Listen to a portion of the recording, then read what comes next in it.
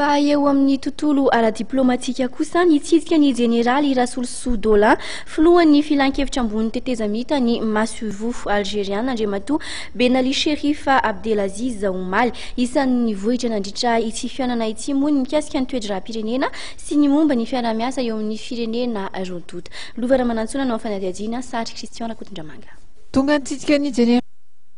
Rassoul Soudola filohan'ny filan-kevitra ambony tetezamita ny ambassadeur algériana Andriamatoa Ben Ali Cherif Abdelaziz Oumali tetsy amin'ny Bran tetsy Anosy fotoana izay nahafahan'ny rodoto nandinika ny toe-dram-pirenena.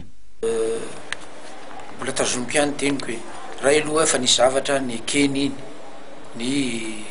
tondrozotra niraisany be sy ny maro iny sy ny avy be sy ny maro iny ary indrindra ny tombony azo amin'iny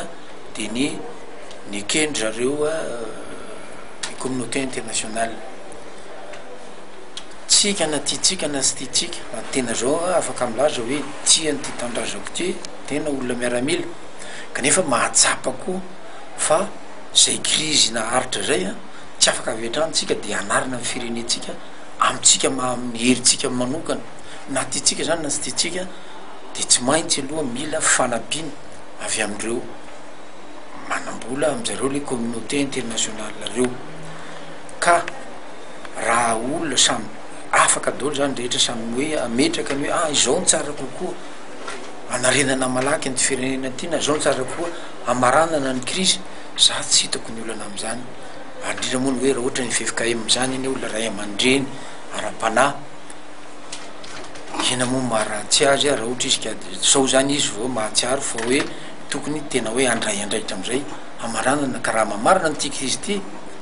tsy manina raha baso raha batsara fa raha ohatra kosa na ny FFKM zany na izy hitady zavatra hafa ivelany zao zavatra efa mifanarahana kanefa tsy ekeny communauté internationale fa hoe mety misy fiatraikany amin'ny fifidianana na any amin'ny fotoana na vatsika fifidianana dia za kosa aloha zany za tsy naman'izay fa aleoa hoanitsika amin'ny fifidianana apetraka daholo ny arofanina rehetrarehetra tokony fanekeny zay andray anjara amin'io fifidianana io na amin'ny fifidianana présidentielle io na fifidianana législative io hoe tia ny règle de jeu tia ny fitsipotalo ho ekeny io resy alahy dia manao salut sportivement mandresy alahy tsy korana koa nefa le resy. Ho an'Andriamatoa Ben Ali Cherif Abdelaziz moa ho dian'ny fifidianana ihany no ahafahantsika mivoaka amin'izao krizy izao ary ahafahan'ny Madagasikara ihany koa miainga amin'ny fototra vaovao isan'ny noresahan'ny ity diplomaty ity ihany koa ny mikasika ny fiara-miasan'ny firenena rodoto izay heverina amin'ny laon'ny aorianan'izay fifidianana izay.